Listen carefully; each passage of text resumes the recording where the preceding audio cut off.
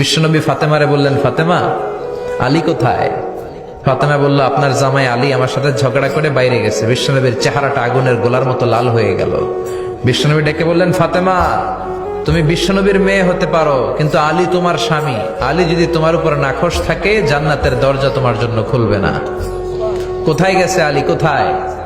বললেন যে মসজিদে নববীতে গেছে। বিশ্বনবী যে দেখলেন বালির উপরে আলী শুয়ে আছে। বিশ্বনবী মজা করে ডাক দিলেন, ইয়া আবা তোরাব। তোরাব অর্থ বালি, তোরাব মানে কি? বিশ্বনবী ডাক দিলেন, ইয়া আবা তোরাব, মানে হে বালির বাবা আলী, ওঠো। এখন আলী ওঠে না, রাগ করে আসছে। বিশ্বনবী এদিক দিয়ে তাকায়, আলী ওইদিকে তাকায়। বিশ্বনবী ওদিকে আসলে আলী এদিকে তাকায়। মনে মনে কয়, এতক্ষণ আপনার মাইয়াই গুতাইছে, এখন আপনি গুতাইতেছেন।